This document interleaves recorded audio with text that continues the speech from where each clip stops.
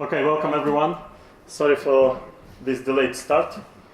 I'll try to speed up a little bit. My name is Vitaliy Rudnytskiy, and I do have social account on Google+, and I was just curious, how many of you are still using Google+, if anyone? Okay. Yeah, actually, maybe I should not ask this because it is being recorded and we are at Google Dev Fest. So I am more known as Hibernate on Twitter, on GitHub, and so on and so forth.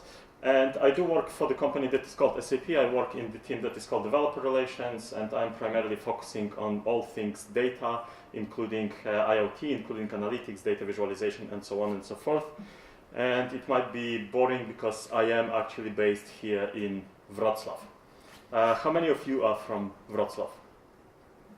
Ah, okay. Sorry, because I thought this Polish conference with some international guests, so I expected that most of the people will be somewhere from outside. That's why I put on the map where Wrocław is, but hopefully for you I don't need to explain. And I'm actually quite a frequent presenter here at Wrocław events as well. I've been presenting in this hotel a couple of times as well, but it is for the very first time for me to be on this stage, so feel a little bit different because of that. As well, locally, I am an organizer of local SAP meetup, so we have all the fancy topics that are being discussed as well, be this IoT or be this machine learning and image recognition. How many of you have heard about SAP before? Okay, few of you. So those of you who have heard about SAP, you know, we are kind of like huge German legal-driven organization. Therefore, as an employee, I cannot, talk to you before I ask you to read this disclaimer. I hope everyone read, so we can move on, right? Great. So just a few words of the introduction. So what is SAP? Or as Sheldon would ask Penny, what is SAP once she asked him to explain somewhat of SAP? How many of you have watched this episode when Sheldon teaches Penny some physics? Anyone? This is one of my favorite episodes. Sorry, I thought that this reference will click. But do you know at all the Big Bang Theory and what would you expect as an answer from Penny? What SAP is? So obviously it is one of the many acronyms. But in our case, SAP is the company that has started 46 years ago by 5 guys who worked for IBM, so kind of like working for the corporate world. And then they have an idea how to implement or how to use information technology somewhat differently that they've been using in business. This is something that we would call startup today, but at that time startups didn't exist, funding didn't exist, VCs didn't exist. So these guys, they were the hipsters of 1970s. As you can imagine, they started like 5 of them, and their startup has to make money right from the beginning, right? Because they didn't have millions just to burn for office, for nice coffee, and for wine. Although these guys are holding some champagne there, probably paid from their own pocket. And today the company is 85,000 employees worldwide, including 10 of us here in Wrocław. And it is primarily known for business process software, right? So ERP system, enterprise resource planning systems, CRM, customer relationship management, SCM, supply chain management. To put this kind of like best into perspective, I usually just put this slide. So 77% of the world beer is produced by SAP customer, right? So if you've been to after party yesterday, if you had a beer, most probably we have a cable in it. Okay, so so much about SAP, but then what about SAP and Google? From time to time it will show something here, so just look at this and then you can look at me. So we've been working with Google for quite a while already. As you know, Google is based in Mountain View in California. Our American SAP is a German company, but our American office is close by in Palo Alto, and this was kind of like developing slowly. But then last year, during Google Next conference, we announced this strategic partnership, and then all of a sudden things moved on in all the possible directions, right? So we announced this, Google announced this, and basically the industry analyst said that, well, it will be something interesting for both companies. But these are just boring business statements to show you a little bit more how it looks like in the real life. So last night I came back from our tech conference in Barcelona, so I arrived 1 a.m. From there, and at that time it was our tech conference, but obviously Google was there as well. And as you can see, we do have fun with Google guys there as well. So for example, here, Lucia is one of the Jedis in training from SAP, and then the other guy with this laser saber is the evangelist from Google. And then there are, as long as it doesn't work for slides, it's half of the problem. We will see if it worked for the demo, right? So one of the areas where we work the most is Google Cloud Platform. So how many of you have used or are using Google Cloud Platform? 1, 2, 3, 4. Okay, I hope that we will get to this demo part as well. But as you know, GCP right now is one of the so-called top 3 mega vendors when it comes to infrastructure as a service, to providing cloud infrastructure. Just because we are at the Google conference, we will not mention the other 2. But Google just basically came to this idea where the whole infrastructure that they are using in all their data centers for their Google products, they can share this with customers. Oops. They can share this with external organizations as well. And just because they invest a lot into their computing power, they invest a lot into the presence in all the different regions, because they have their own network cables going beyond, under the water, across the oceans. It is quite a great infrastructure for them to share. For money, obviously, but still. So we have different SAP systems, like I mentioned, we have ERP, we have CRMs that our customers are using, and then customers who just don't want to run this on their own in their own data centers anymore, they would just move all these applications, all these systems to the cloud. I don't work in application business in SAP, I work in the technology business, so I'm more focusing on technology products that we have, like SAP HANA. Anyone of you have heard about SAP HANA database? No? Even better, because I will be talking about this as well. But basically, for almost 40 years, we worked with all the different database vendors. Some of them I wouldn't even mention by name anymore, because now we are competitors, but we worked a lot with IBM, with Microsoft. But as our systems were growing to, and these are relational databases, right? As our systems were growing to like 40 terabytes, 70 terabytes, these other databases were not performing really well to cope with this workload. So we built our own database that is called SAP HANA. This is in-memory, relational, columnar-oriented, scale-out and scale-up database, and this is what I am primarily working on, and we have this available on the Google Cloud Platform as well. So again, just to visualize how we see SAP running on Google Cloud Platform. So at the bottom, once again, is Casey. He is Google Cloud advocate, and at the top is once again Lucia. So she's our SAP HANA developer advocate. So this is SAP on Google Cloud Platform. But a little bit more seriously though, the SAP HANA, as I mentioned, is in-memory database, right? So it means that pretty much all the data is stored in memory all the time, just to ensure the performance. It is stored in columnar way, therefore it is highly compressed, therefore it doesn't consume as much memory as it would be somewhere in the disk, but still it requires machine with really huge amount of memory. And we've been working with Google to kind of like develop these new machines. So at the moment we have machines with 1.5 terabyte of RAM on Google Cloud Platform, specifically to support our workloads.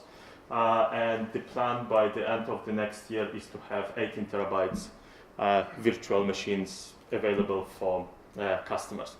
So it is a lot of memory to be used.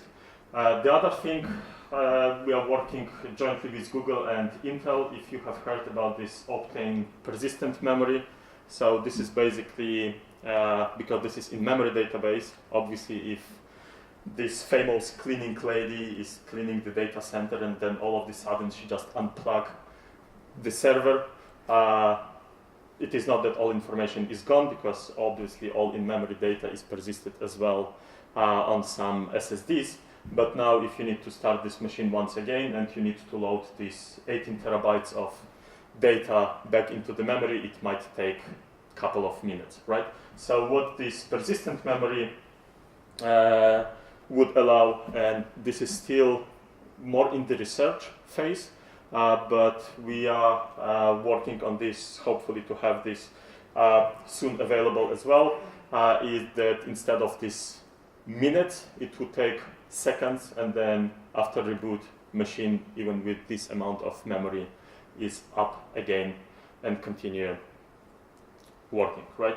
So that's quite interesting area. Actually, before joining SAP, I used to work for Hewlett Packard in Bay Area as well, in Silicon Valley, and this is where the whole persistent memory, so-called memoristas, I don't know if you've ever heard about them, came and started developing already 10 years ago.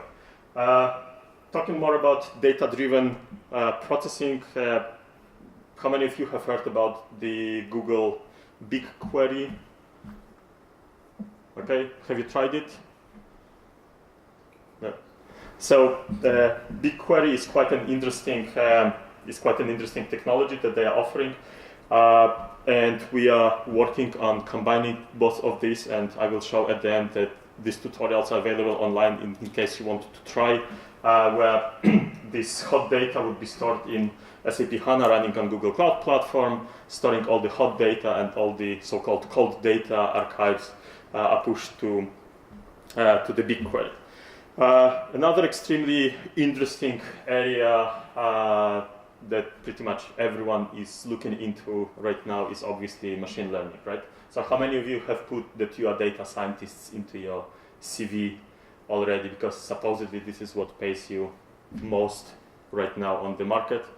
I didn't, maybe yet, but again, kind of like 3 weeks ago, I was in Silicon Valley because of our same technology conference happening in the US. I met a friend of mine who is starting the startup there right now, and his startup needs one data scientist, and he told me that like most of his budget that he has from VCs are going into this data scientist dude out of 5 people that he has in the startup right now. And as a founder, he cannot pay himself at all before he can monetize the business, right?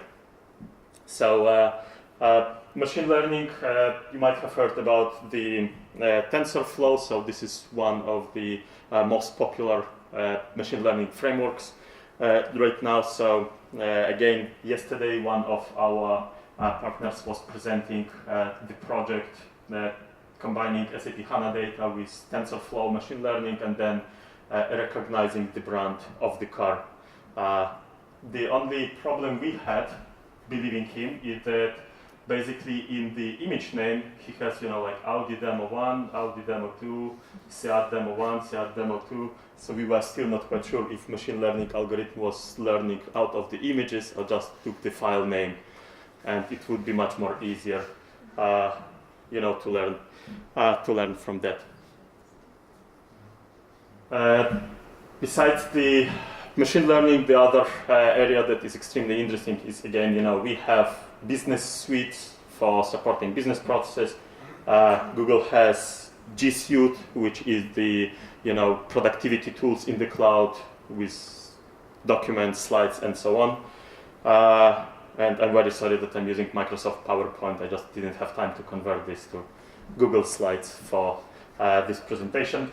But then another kind of like niche in this area of productivity that is developing really in the interesting way right now are all the assistants, right? So be this chatbots, be this voice recognition using Google Home and so on. So again, yesterday at our conference, we had a guy who was building something that he called Google Subsystent, integrating Google Assistant with SAP backend with SAP processes, where you could just, instead of sitting in front of the computer and typing, you would just interact with the business system by using your voice. The other area is obviously not that exciting as machine learning and voice recognition and so on and so forth, but nevertheless extremely important is security. I'm not a security guy myself, although comparing to some other colleagues of mine, I didn't lose watch or wallet or phone in Barcelona last week, so I am pretty safe and secure from this perspective, personal perspective. The other thing, how many of you have worked with Kubernetes yet? Seems like pretty much the same people raising their hands again and again, right? Google open sourced Kubernetes, and we are part of this Cloud Native Computing Foundation, working on the development of next releases of Kubernetes. The projects where we are primarily involved is Knative and Kaima. Actually, I don't know, Kima, what is the proper name to pronounce this? And the interesting thing is that this Kima is being developed by our SAP engineers sitting in Gliwice. So let's say Polish accent in all of this as well. Because you didn't join the parallel session, so I assume you are not Android developers, because I understand that all of them are in that other session. Or are you Android developers? No? Okay. Then the other area is that, again, we are providing this these business process systems, but then voice is not that ubiquitous for the moment, so people still need to interact through some computer interface with this, and therefore our SAP Fiori, which is our user interface, we just this year, literally 2 weeks ago, made available for Android as an SDK. Therefore, our partners can develop, SAP-looking native applications on Android for their backend systems. And then, one more interesting kind of like area that is rapidly developing recently is so-called cloud robotics. I don't know if you've heard about this term. So cloud robotics are not mechanical robots. These are bots in the cloud that perform some tasks, right? They're applauding. Is it the end of the session? No. Okay, maybe demo worked. That's why. We will see if it works here. Another one is this. Google Cloud Robotics. I don't know if you've seen, if you've heard. So as well, Google recently announced that it will make Google Robotics Cloud available next year. We already work with them on this technology. So these are intelligent bots in the cloud that, in our case, would help with intelligent automation of supply chain processes. Okay. But then let's go back to my favorite topic, which is again SAP HANA on Google Cloud Platform. And let me just explain in a few more words about this SAP HANA, right? So as I mentioned, we built this database to support our workloads for our business automation the software that customers are using. And right from the beginning, one of the assumptions was that we want to get rid of this non-real-time insights or reporting that you usually have, right? So if you work on OLTP or OLAP system, then you know about the whole ETL or ELT concept, right? Where in the transactional system you only record your transactions, but then you move this with the batch the ETL tools to another system, which is OLAP, online analytical processing, and only then you can run analytics on top of that. This is something that obviously our customers do not really like because they usually want to see real-time insight as the business is becoming more and more real-time, and therefore we called something that Forrester called translytical. Yeah? So if this is the buzzword that you haven't heard before today, then I feel smart, and translytical is nothing else but just combining transactional and analytical workloads in the same place, right? And accordingly to Forrester industrial analysts, HANA is one of the two main leaders in this translytical workload databases, and what makes the database translytical as well is a multimodel approach, right? So I don't know if you've heard, if you're familiar with this whole multimodel movement in database space right now. So for the moment, it all started with NoSQL movement about 2007, 2008, when relational databases stopped to be fancy, right? And you need to put on your CV that now you are working with NoSQL databases, be this document database like MongoDB, or be this geospatial database, or be this graph database like OrientDB, and so on and so forth, right? So there is even this programming paradigm where you have one application, but then you have all these different data stores depending on the workload that you need. Then the multimodal, let's say, movement is just to get all of these back into one single store, and it is combining graph processing, document JSON processing, geospatial data processing, time series processing, relational data processing, once again into one place. So the one that I will try to show you is basically this spatial processing in HANA as one of the elements. And now let's see if it is going to work this time. Okay?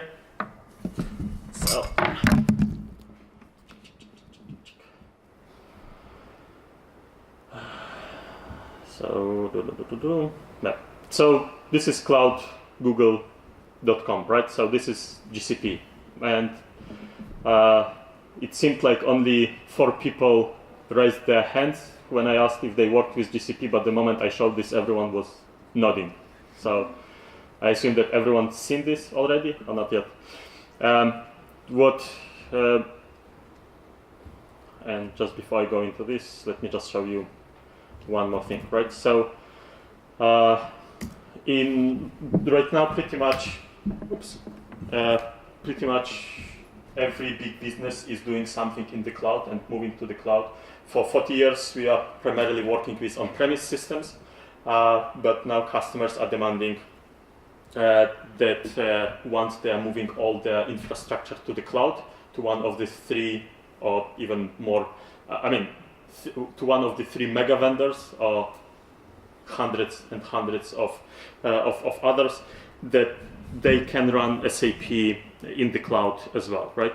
So even though we are not in the business of infrastructure as a service, we do have our platform as a service available as well, and our customers can deploy our platform as a service, which provides the bunch of different SAP-specific business services to one of these 3 mega vendors as well, right? So they can pick do they want our cloud to run on top of the Google Cloud Platform infrastructure or one of the two others, depending what their preferred vendor is for all the other workloads, right?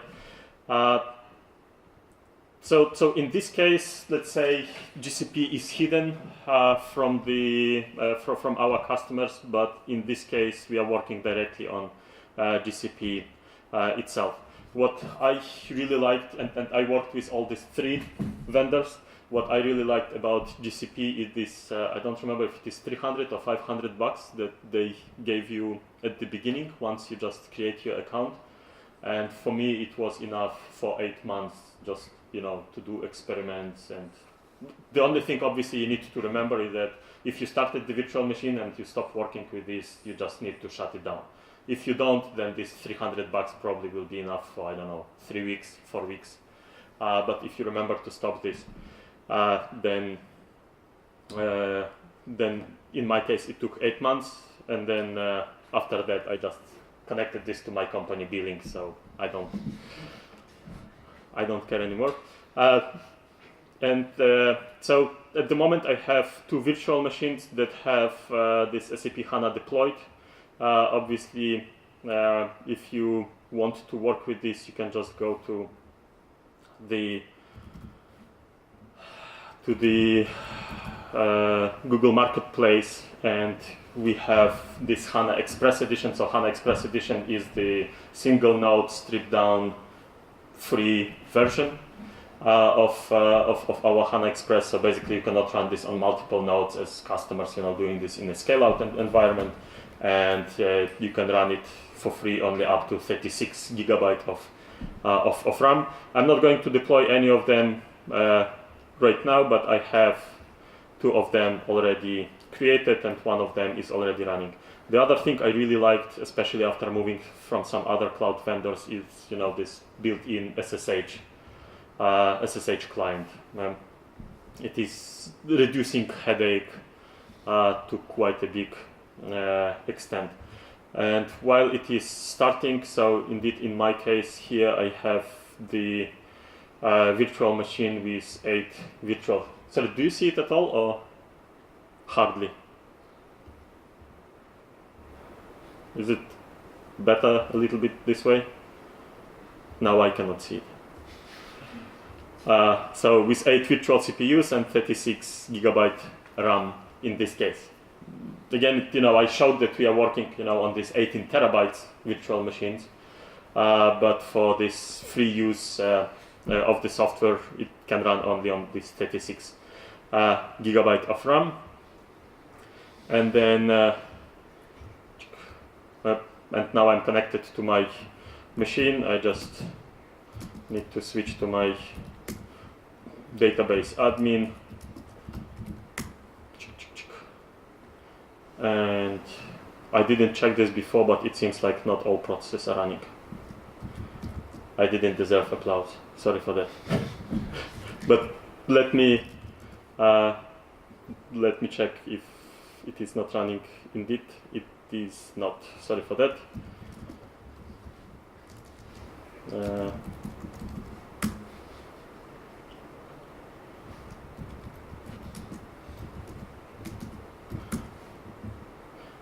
Maybe next time I just should, start with the demo, and then seeing that demo is not fully running, I should switch to slides. And then HTTP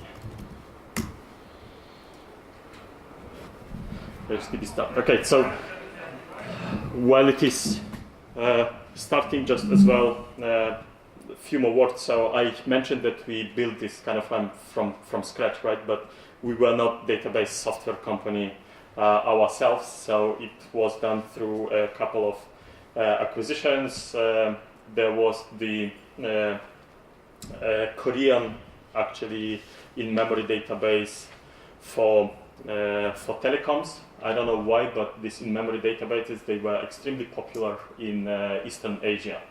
And from even 10 years ago, like 80% of telecoms were already running in-memory databases in Eastern Asia.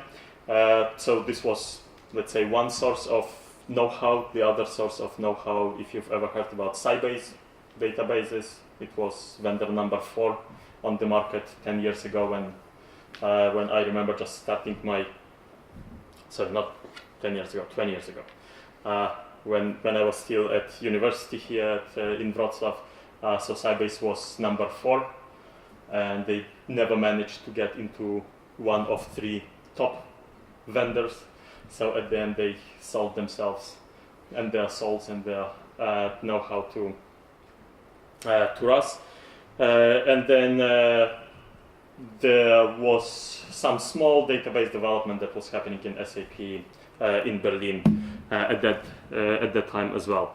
So we just combined all these 3 know-hows to make one to brainstorm how we would approach the problems that we have, or challenges, sorry, problems is not the popular word, right? These challenges that our customers have with their data. Okay.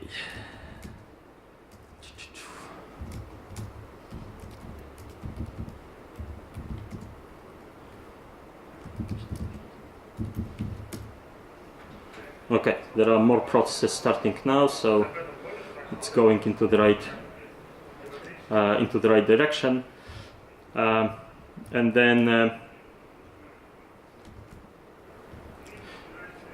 what we have here, that we kind of like, I did this already, the whole deployment before, is that besides this virtual machine, we are using as well Google App Engine, so to deploy the application. I have the application already deployed there, and while it is starting,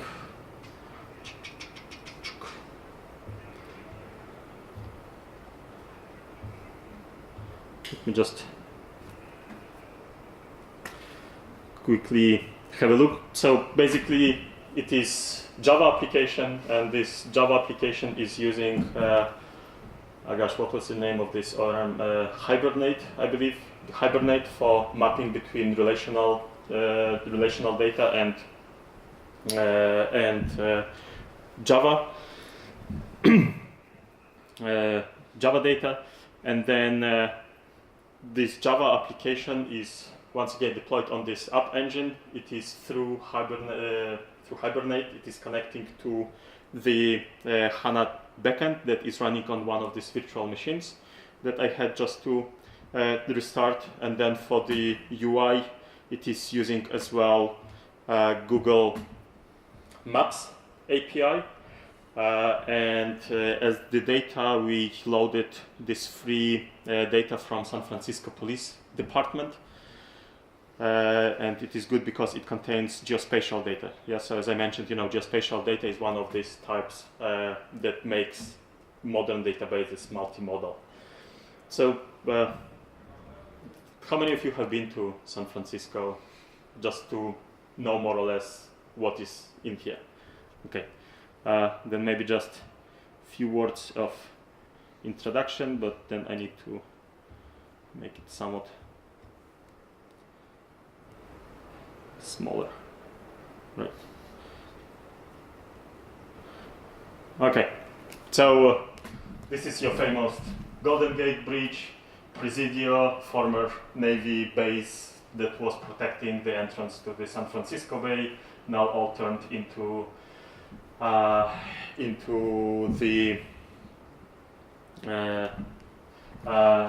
residential area. Pretty much same here, Battery Spencer. This is where, if you see anyone taking selfie with Golden Gate Bridge, this is the point. When I used to live there 10 years ago, it was a parking only for 10 cars, and there was always space to park the car. Now, this 3 weeks ago, they turned all this road here into one drive road, and one lane is now dedicated to parking, right? So it's unbelievable, kind of like how many people are going there right now. Yeah? And then if you if you go to some fancy places, this is usually this area. This is the downtown. This is this. In Wrocław, we would call it Trójkąt Bermudzki, so basically Bermuda Triangle of San Francisco, where you can disappear if you go there. Huge Golden Gate Park, the beach area, and so on and so forth. The reason why I did this short introduction is that basically because we are going to look at the geospatial data, right? So let's say we want to analyze taking Golden Gate Park as the central point within 5 miles, driving under the influence. So driving under the influence, I don't need to explain, right? This is like if after party you would just jump into the car and drive here. And we have data for 15 years, right? So now what is happening, or what had happened in the backend, let me just, what had happened in the backend is there was the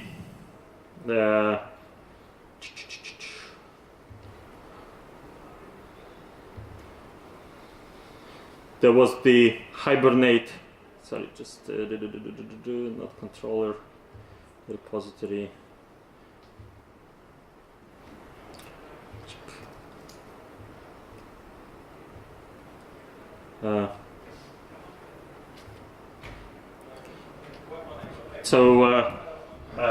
This is the query in the Hibernate language, and because Hibernate ORM supports geospatial data processing as well, so we are saying, just like return me all the locations which are within the given distance from particular place, and this is what it returns, right? So now, equipped with this knowledge based on this data set, you know that if you are driving under the influence, you should not use Geary Boulevard, because this is where the probability of you being caught is the highest, right? And I can assume why it is happening.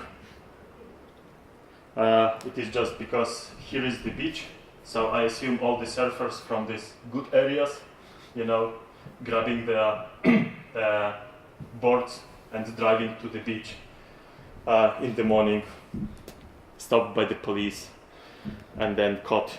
So you can look at this map and then just take some other route where it happens less often, right? So in this case, it was that we put the central point, which was the Golden Gate Park, right? It translated into some location, latitude and longitude, and then within 2 miles from this, I don't remember how many records are there, 150,000 or something like this. For 15 years, we selected that there was 106,000 incidents happening, and then we used the heat map from the Google Maps just to visualize that, or we can push down the cluster creation to the database. So clustering is one of the most popular algorithms in geospatial processing, right? So we don't want to see all the dots, we just want to know what is the area that satisfies the criteria of how many geospatial points are there within particular distance. And if we want to avoid, for example, being robbed, so we just can calculate these clusters where it is happening in San Francisco. So clustering is somewhat more computing hungry algorithms, and while it is calculating this, okay, so it calculated these 10 clusters. So you can see that this is one of the most touristic places, so obviously this is the best place to get robbed. I'm still wondering what is happening here. then this whole area is pretty much like financial downtown, and this is where, you know, all the suits are going to work, and all these hippies who are homeless now are coming to hunt on these guys in suits. And then, as you can see, not enough theft is happening in this triangle. I don't know if this is because police is not collecting data there, or if these people are not just robbing each other. But now, equipped with HANA, the dataset, and Google Cloud Platform, you can plan your trip to San Francisco before you go there, right? So once again, there is a clustering repository. Sorry, I lost it. Just wanted to show you the clustering query, but for the sake of time, you know, we don't need to do it right here, right now. There are just, I believe, 1 or 2 slides more that are left. So if you would like to try some exercises like this with this free HANA Express running on GCP, then on the Google Code Labs, you know, there are 5 of them available for the moment. How to start this free HANA Express, how to connect this with Google BigQuery, and how to import data from there, and as well connecting this to Google Cloud IoT. And that's all that I wanted to quickly share with you. So thank you for your time. Thank you for participation. Just to make space for next speaker, if there will be any questions, you know, I will be somewhere outside just watering my throat, and enjoy the rest of the conference.